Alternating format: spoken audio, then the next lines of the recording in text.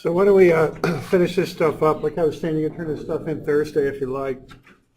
So here's the first one.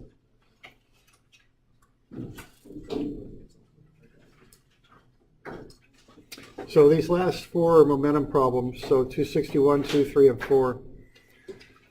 So the idea here is that mass has, just before it hits the armature there, it's just about to have angular momentum.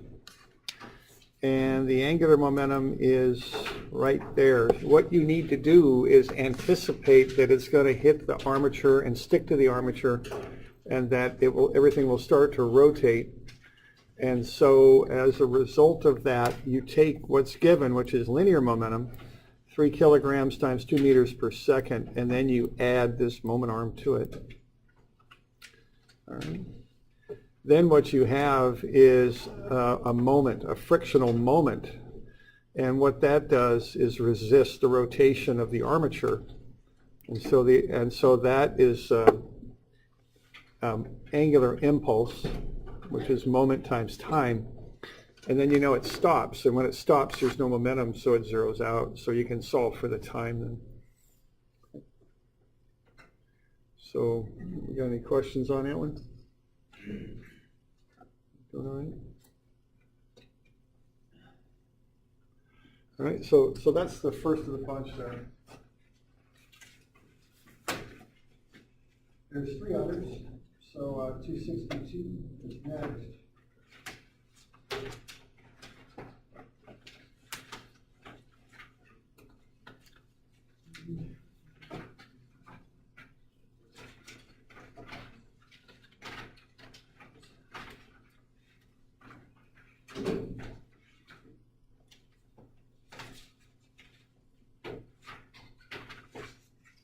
All right, 262, has some similarities. What do we got going on with that? There we go. So it's the same sort of equation. This is angular momentum. So when I see things spinning like this in this fashion, I think about angular momentum. Okay, so this is a pinball machine. I don't know if they still have so many of those, but they occur on a flat surface. You have a motor that spins an armature and throws a mass outwards. So the motor is going to provide this torque right here. So torque, torsion, torque, moment, they're pretty much the same word. So 0.064 Newton meters. And we have the mass there at 12 centimeters. We do have an angular velocity when the time is 0. And then what we want to know is after that moment is applied for 0.58 seconds, we want to know what the angular velocity is. All right. So, all right, so that's what we've got. So we have any questions on this in particular? You doing all right? So you have to solve the velocities first. Well, there's different ways to approach it. Kind of one of the ideas here that I'm trying to get across in the homework and some of the stuff you're doing is that what goes into this equation here is v. Okay, that's linear velocity. All right, and it looks like don't have my pen, so I'll go get it.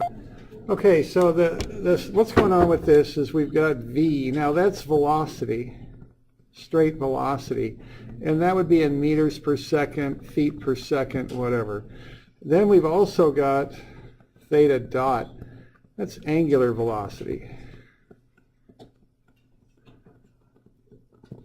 And what that is radians per second, okay? And the connection between them is v is equal to r theta dot. Now the one thing about this that I want to emphasize is even though it's angular momentum, what that equation calls for is v, linear velocity. So be aware of that, okay? And you need to kind of look at each problem and figure out what you're given and how to work with it. Okay, so that's kind of the deal here. So we have this this information here. So what, like for that first term, you've got a 12 centimeter moment arm.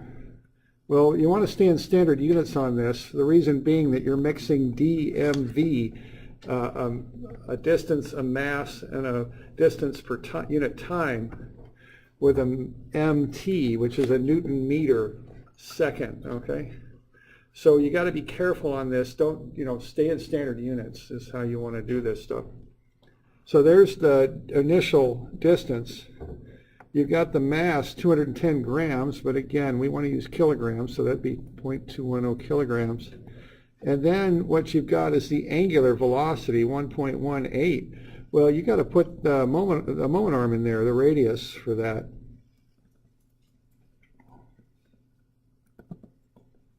Okay.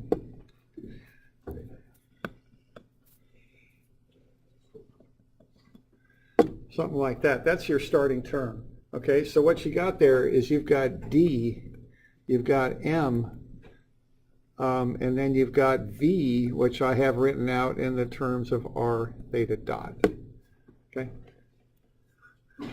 And then what you're going to do is you're going to take the moment times the time, and that's going to equal D2 MV2. And so you just need to work through that to solve it, basically. That's what's going on with that.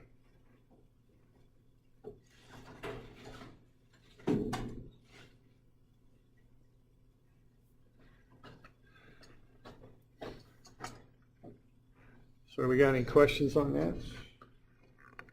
When you solve for V2 right there, that's the linear velocity of the ball. Yeah, right. V is linear velocity. So you just have to be comfortable changing between linear and angular and just see what it is you're asked and, be sure that you give what it is you're asked. Just understand the difference between the two. Sometimes I think the confusion comes about in the fact that we call it angular momentum, but the input into that equation is linear velocity, okay? But you just need to keep the two straight.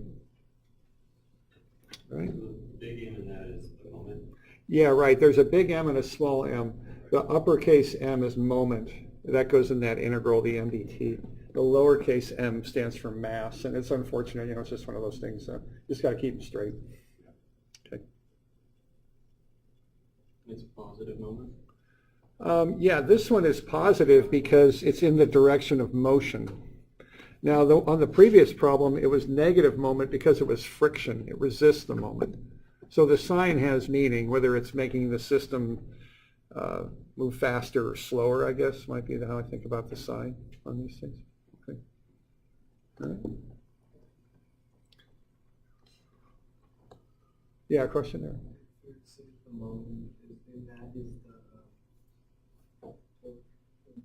Yeah, moment and torque, they're just two words for the same thing.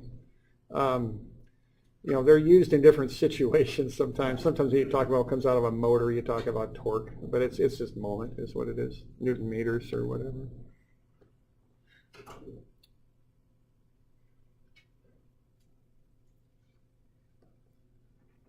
When you're talking about angular velocity of assembly, is it just the last one, or do we have to combine it? No, I'm talking about, so the question is find the angular velocity of the mechanism and speed of the ball, so both of them, when t is 0.58 seconds. So, that call out indicates right there. Okay.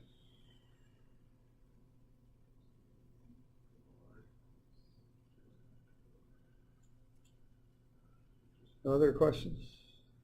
Doing all right?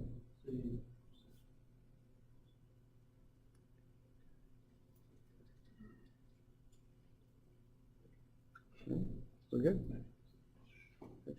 And just pay a little attention to that. There's a difference between linear and angular velocity, and different situations call out for a different one. You got to look at that a little bit. Okay. All right. So on the right side of your equation, you've got V2 and V2. Yeah. That V2 would be the angular velocity. No, Would that be velocity? well, okay, and it's no more complicated than V stands for velocity, which is a linear velocity. V is in meters per second, and it always is. That variable is used to describe a. So we don't need to figure out the velocity, the change in radius at all. No, I think you do. I think it affects, because it affects the velocity, see? Oh, yeah. Okay? Yeah, okay. So you do have to account for the fact that the ball slid outward a little bit, yeah. All right. So we're good? Good. All right. All right, this next one here, we've got a bracket shown, very light, spins with no friction about its base. Find the angular velocity of the bracket when the two masses slide out to the position shown. So what you're going to do on this one is you're going to start by just adding everything up. Now, there's nothing more complex here than just an addition of things. You sum things up when you deal with this. So, for instance, for that mass 1, I think it is, it's dmv1. You're given the angular velocity of the assembly, 40 rpm. Now remember, an rpm is a revolution per minute. That's what that stands for, okay? Now, a revolution is 2 pi radians. A revolution is 1 turn around a circle. It's the circumference, basically. Well, yeah, I guess, I want to go careful. That circumference is kind of a distance, but it's a full turn of a circle, okay? 2 pi radians, okay? So 1 revolution is 2 pi radians. And then a minute, of course, is 60 seconds. So what you got for 40 RPM is 41.89 radians per second, okay?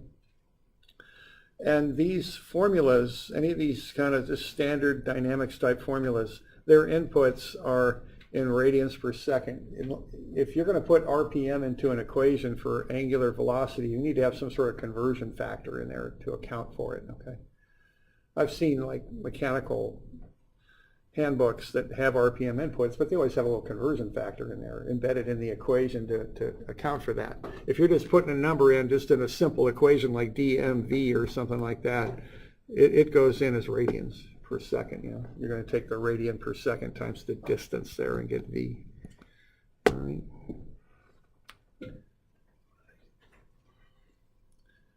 All right.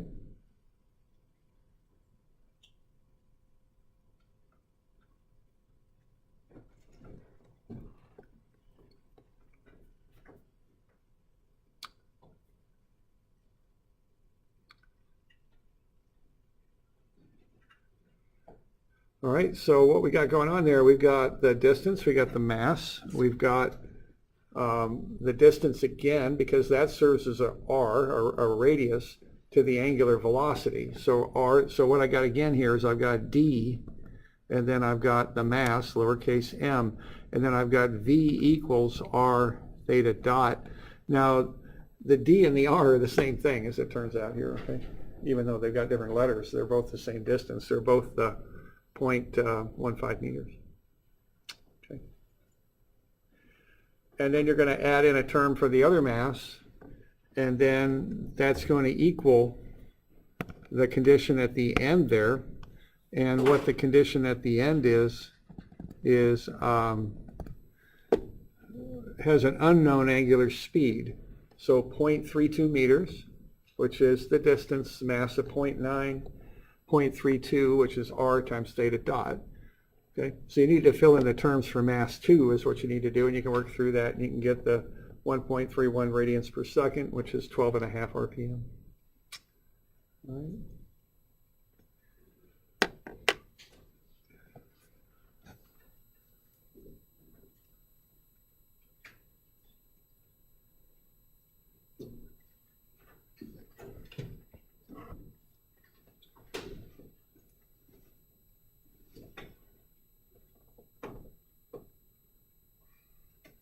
All right, so we good with that?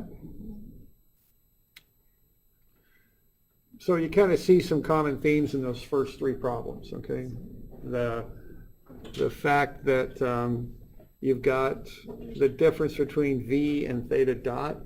V is velocity in meters per second, theta dot is angular velocity in radians per second, and that v equals r theta dot.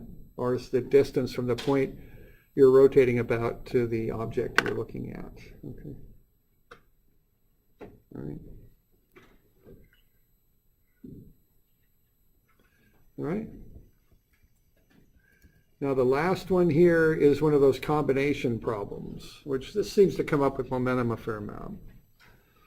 So what you got there is you've got a ball at A.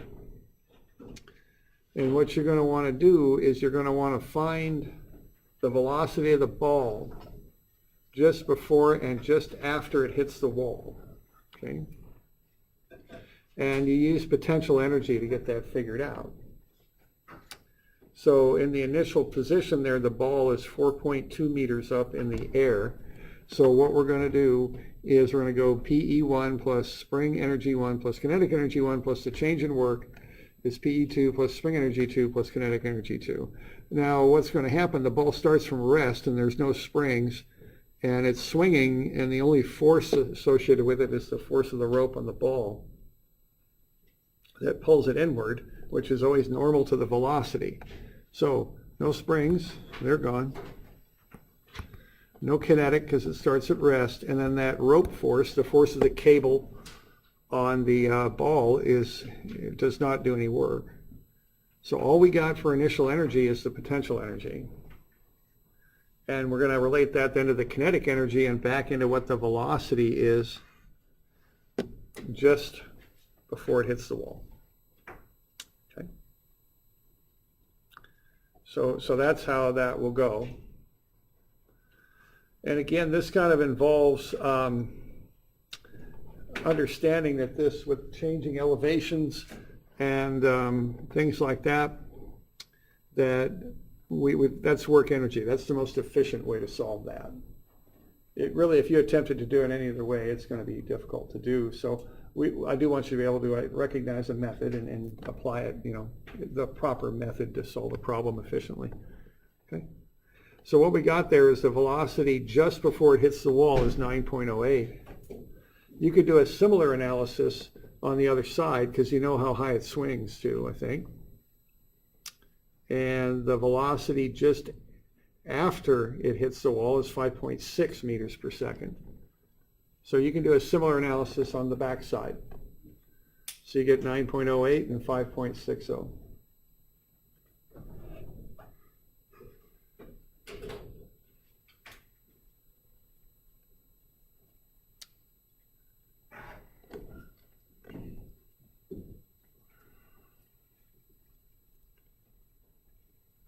All right, so we got any questions on that?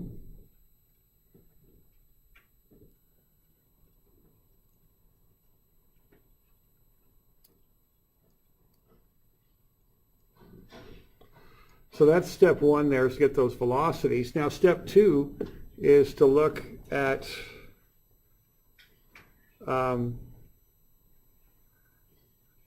let's see here.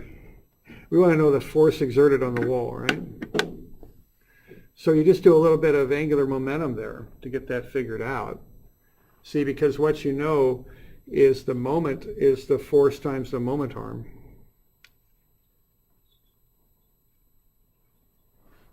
Okay.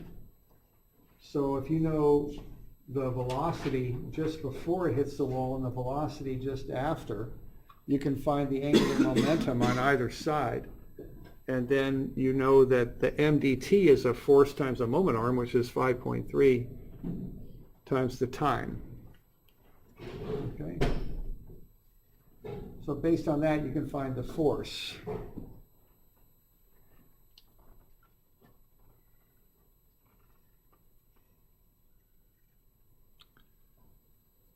So we have any questions on that step there? So the time it's given, that's the time it's going through the wall. Right. Yeah, that's the time it takes to drive through the wall, right?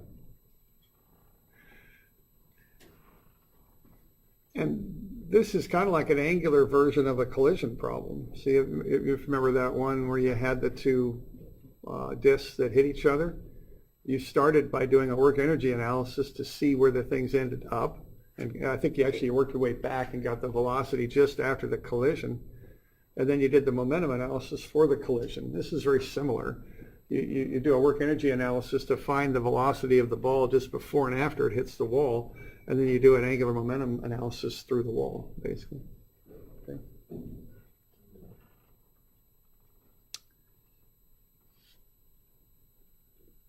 Okay.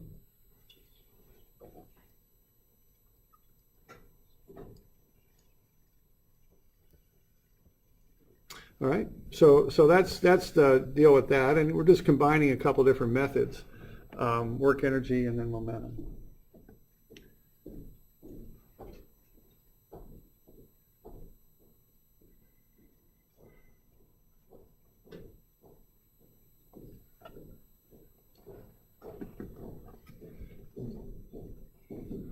All right, so we got any questions on that?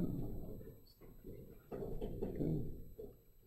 Kind of curious, how do you get the thickness from what, would you use like gain velocity? There's a lot of ways to do it, and so there isn't like one way to find the thickness of the wall. So I've seen people, okay, you will use a kinetic approach. And I've seen people use momentum, I've seen them use work energy, and I've seen them use F equals ma. So there's lots of ways to do it. I'll just tell you that you can use a kinetic type approach. Any of those three methods you can work through. There's probably one that's the most efficient, but you know, there's other ways to do it. So there's a lot of ways to get that figured out. But you'd use a kinetic type approach. F equals ma, work energy or momentum. Any of those three could be used to back in.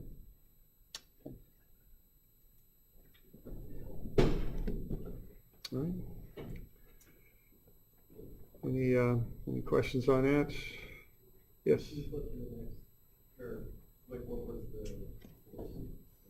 The force was based on angular momentum.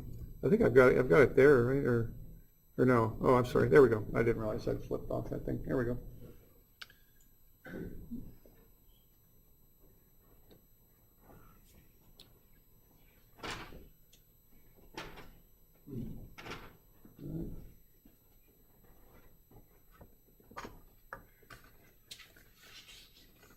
So, other questions on this stuff?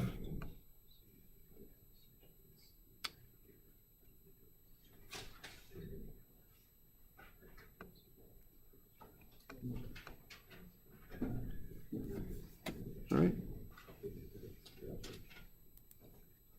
Okay, so that stuff's due tomorrow, Thursday. All right.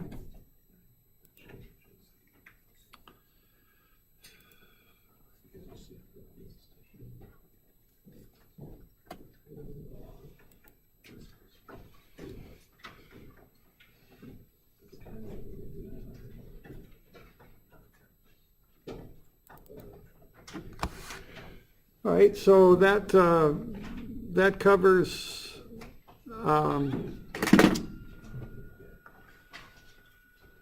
another kind of section, you might say. So we just did kinetics for particles, for small little objects, so we just consider them to act like a particle. So we did F equals ma, we did work energy, and we did momentum impulse. Now we're going to start looking at objects that have dimensions to them. Okay? So we're not going to consider things to be particles anymore. We're going to look at the actual dimensions. So we're going to first start off by just looking at how things rotate. Okay? And there's a number of devices there where you have things that rotate. So there's an impeller and a pump. There's a windmill. And there's a fan, obviously. Okay? All of those things rotate. So let's look at how we analyze that motion. So we're going back to kinematics, okay? Is what we're going to do. And let's just have a look at rotation. So what pure rotation is rotation about a fixed axis. And we're going to use this to analyze a few different things down the road here. So we just want to build up some skills so we can do this. So I'm on page 506. I'm skipping the little thing on the top and going to the one on the bottom, or one in the middle, I should say. All right, so what we have here, if we just look at an object that rotates about an axis, is we've got some definitions similar to where we started the class, but now they're going to be for rotation. Okay, so we've called this stuff theta dot before, but now we're going to call it omega, which might be more in line with what you learned in physics, and that's the change in angle with respect to time. Okay, now angular acceleration we have been calling theta dot dot. Now we're going to call it alpha, and that's the change in angular speed with respect to time. So just like, I think if you've had physics, you've probably seen this before. All right. Now, the basic definitions then are omega is d theta to t and alpha is the omega dt. And we can put together another relationship that alpha d theta is omega d omega, all right?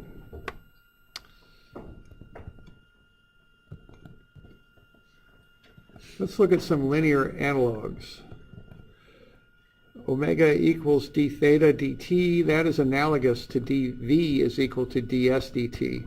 An angle is an angular displacement is one way to describe it. Alpha is d theta or d omega dt, that is analogous to a equals dv dt. And then alpha d theta, that would be analogous to ads, is omega equals, omega times d omega, okay? So what these equations are directly analogous to what we learned for linear motion. Okay, now we're going to do the angular versions of those. Those are the calculus relationships that we would use if we had varying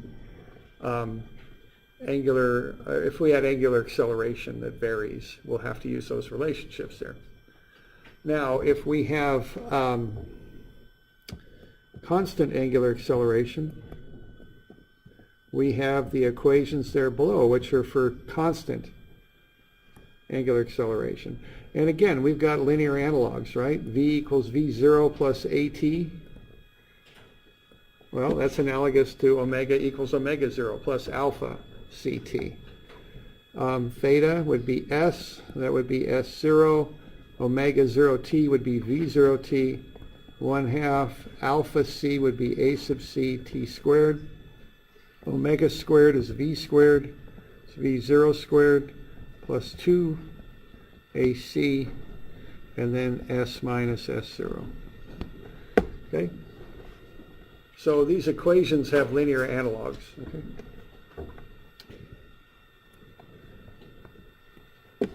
They're just written in an angular sense now. So instead of S, I've got theta. So instead of linear displacement, I got angular displacement.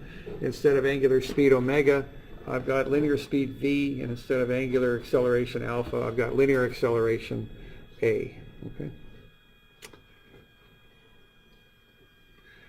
Now, this is very similar to what we've already done. We've looked at a point rotating about another point. Now we're going to have a full object, maybe the vane on a windmill or something like that. So if that point A is on that vane and it's rotating about O, okay, the velocity of that point is omega, the angular speed, times the radius. And we've already done this for a point. We wrote it like that. But remember, theta dot is now equal to omega, okay? So if we take omega times r, we get the speed of that point A as it rotates about O. Now, if we like doing vectors, we can do it that way too. We can say the velocity vector is the omega vector crossed with the position vector. Now, what that position vector is a vector that starts at O and goes out to A. So there's r sub A. Okay. Now, what omega is a rotational vector. Now, if you remember when we did statics, moments rotate in the xy plane. You find a moment by doing a cross product, right? And the vector is normal to the xy plane. So a vector normal to the xy plane is a z vector, which would have a k subscript on it, right? A k unit vector. So omega would be a k vector. It'd have the magnitude of omega and a k unit vector direction. Okay.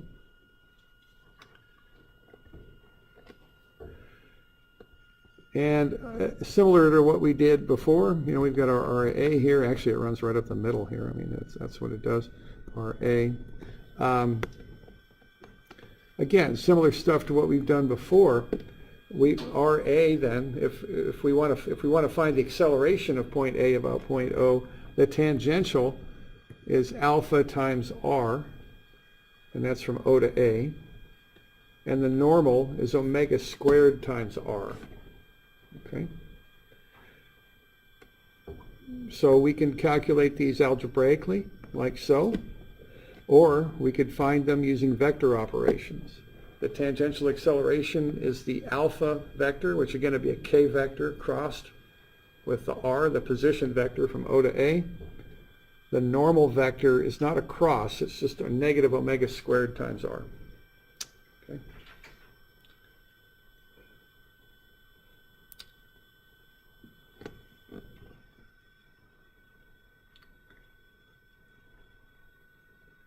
All right, so that's kind of some background on this. We've done all this before. We've done it for a point, one point rotating about another. Now we're going to do it for objects as they rotate. Okay. So let's have a look at an example of this just to do the calculations. Now we can do them two different ways. We can do them kind of with what I would call a geometric approach, or we can do it with a vector approach. Okay, we can do it either way. All right, so let's have a look at this thing. When t equals 0, the angular velocity is 3 rpm, and the angular acceleration is 2 radians per second squared. All right, so that's what we've got to start with here.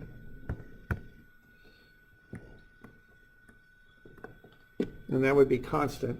Find the velocity and acceleration of point A when t is 0.4 seconds. All right. Now, what RPM again is revolutions per minute. A revolution is a circumference.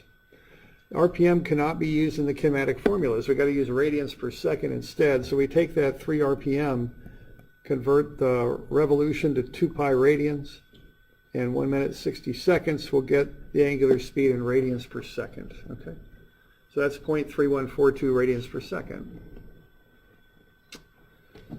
All right, now what we want to do here is find what's happening when t is 0.4 seconds. So let's go ahead and find some basic information out. Let's see what omega is, and let's see what theta is when t is equal to 0.4 seconds. All right, and I've got constant angular acceleration, so I just plug into those formulas.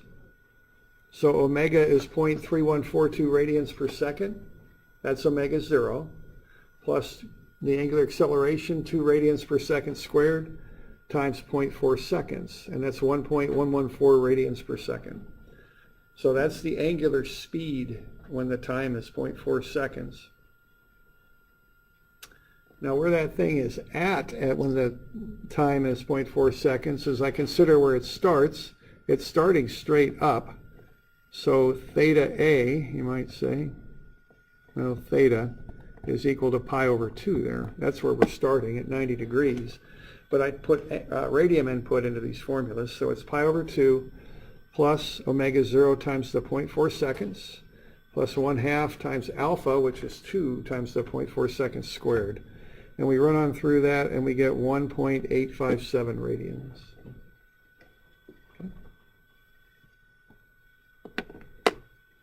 So that's just some starting information for what we're working on there. So what we've got here at 0.4 seconds is omega is 1.114 radians per second and theta is 1.857 radians. Okay, I want radian measures because that's what goes into the formulas I'm going to use.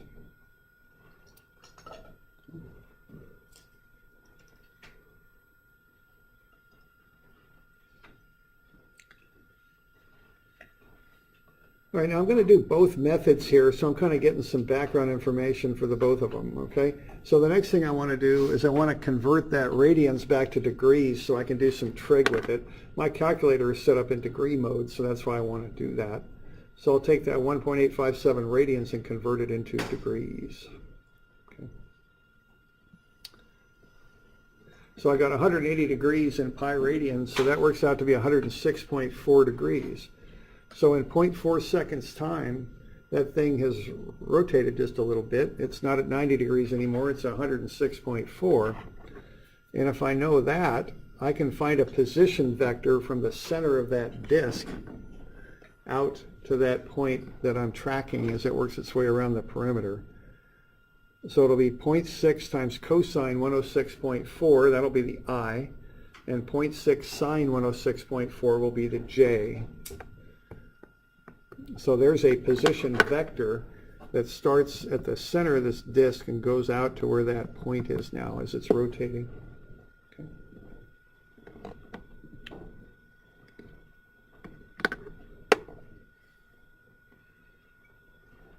Okay.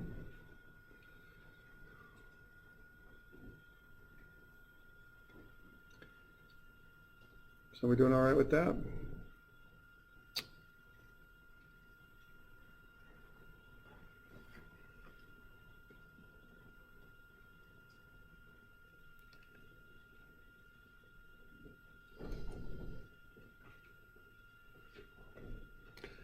All right, so that gets me that information. Now the next thing I'm going to do here is find the velocity. Okay, now I can do this two different ways, and I'm going to call it the geometric approach and the vector approach. Okay, so we'll look at it two different ways. All right. So what we're going to do here then is we're just going to get the velocity. It's just omega r. We're going to find the magnitude of the velocity first.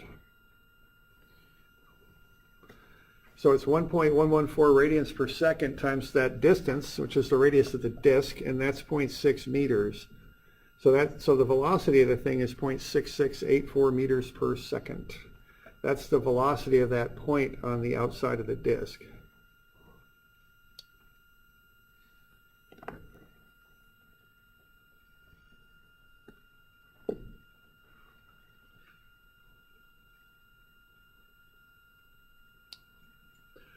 All right, now to turn this into a vector, which is what I'd like to do, I kind of have to look at it and see what's going on. So the advantage of this geometric approach is it's pretty easy to calculate. I can just take omega r and figure out what that is, 1.114 times 0.6.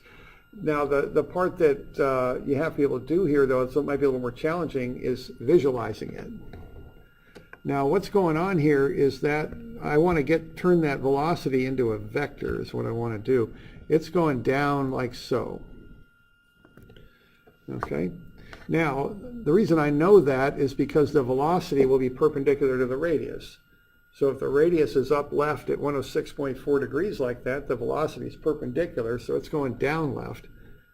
Now I want to figure out the angle for the velocity because I want to vectorize it. Okay. So I just go through a series of steps to get that figured up. If that's 106.4, so's that. Those are parallel angles, I think they're called. And I think we can thank Mr. Euclid for coming up with that stuff a few thousand years ago. Okay. Parallel angles are equal. And then what we've got is we've got a straight line that we can draw across. It's 180 degrees. Okay. Now I've already used up 106.4, so this angle up in here is 73.6.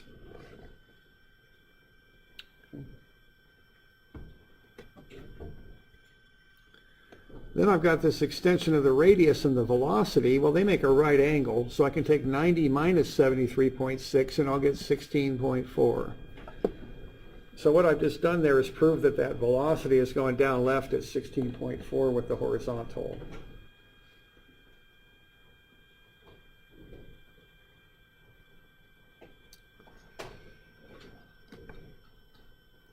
So we good with that?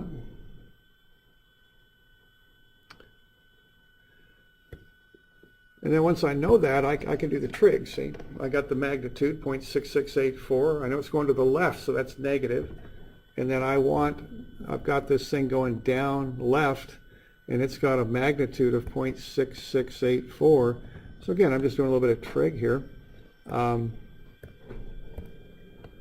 I'm just going to turn that into a vector triangle like that. And I've got 16.4 in there. So cosine 16.4, that'll get me the adjacent side. So cosine 16.4 times the magnitude. And then I've got the opposite side is sine 16.4 times that magnitude, the hypotenuse there. Okay. So that allows me to take that angled velocity vector and turn it into components on either side. Okay. And that works out to be negative 0.6412I minus 0.1887J. So I'm just doing the magnitudes there. I have to supply the sign, which I just do by the fact that this one's going to the left, so it's negative, and that one's going down, so it's negative 2. Okay. So we good with that? That's one way to do it. And that's how I like to do it, because I like looking at stuff. Saying it's going that way, so it's negative and positive, and doing a little bit of trick. That's how I think, and that's how I do it, okay? Unfortunately, they don't think much like me over at OSU, I don't think. They think a little different. And I think, generally speaking, they like their vectors over at OSU, so that's how they do it over there. So there's another way to do it. So why don't we do that? Okay, are we good with this one? Okay. Now, what they like to do sometimes are vector operations, and that's just fine. Okay, it's another way to do the same thing, and you can do it whatever way you like. It doesn't matter to me. You just have to get it done. If you're going to do this vector style, the velocity vector is the rotational vector crossed with the position. That's how you do that, and that's on the formula sheet there if you ever need it. So what you're going to have to do is set up a cross product here, which for me is a 3x3 matrix. Now, I don't know, everyone learns to do this a little differently. And do I have the cross product formula on the back of that thing? I think I do. A cross B. Yeah, there we go. Yeah, it's right on the back of your formula sheet if you need it. Okay. Now the way I learned it was just you cross out rows and do determinants on what's left. Okay, so if you want the I component, you cross off the I row and the I column and you cross what's left.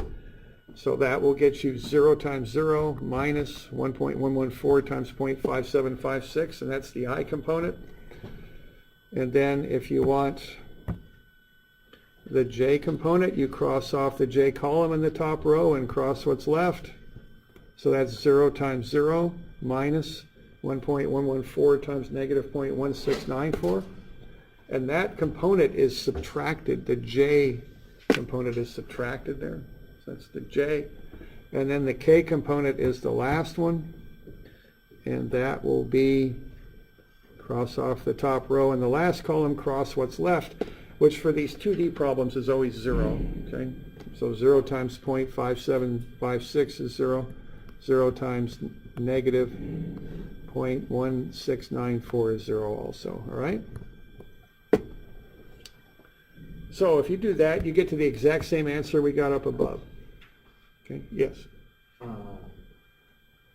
If this came up on an exam, would you want this work shown, or is it okay to just plug and chug with a matrix calculator? Well, I do restrict the type of calculator you can use. Yeah. So I want to see some work, and that's in your own interest, because if you bust something, then I'm kind of like, I can't follow it, you know. Yeah. So show me the work, yeah. Okay. You can. There's plenty of non-programmable silicon matrix. Are there? I'm just knocking it. Okay. Just do it. Yeah, I would like to see the work though, so I can track it. Okay. Yeah. All right. But honestly, like you'll accept the geometric approach. This probably.